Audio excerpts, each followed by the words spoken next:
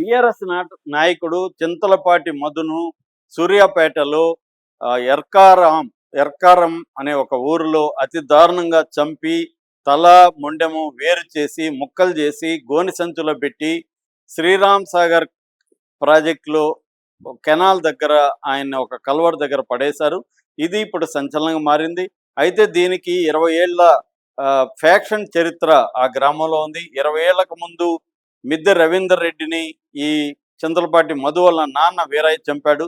ఇప్పుడు చనిపోయిన మిద్దె రవీందర్ కొడుకు జీవన్ తన నాన్నని చంపిన వాడి కొడుకుని తాను చంపాలని చెప్పి ఈ అబ్బాయిని చంపాడు. ఇప్పటి వరకు ఆ ఊర్లో మొత్తం 4 మర్డర్లు జరిగాయి. సో ఇప్పుడు ఆ జీవన్ని పట్టుకునే పనిలో పోలీసులు ఉన్నారు. ఇది క్లియర్‌గా ఫ్యాక్షన్ హత్య అని చెప్పొచ్చు. అంటే ఒక రివెంజీ స్టోరీ. ఇతని మీద చనిపోయిన అతని మీద కూడా 4 మర్డర్ కేసుల్లో అతను ముద్దాయిగా ఉంటున్నాడని చెప్తున్నారు.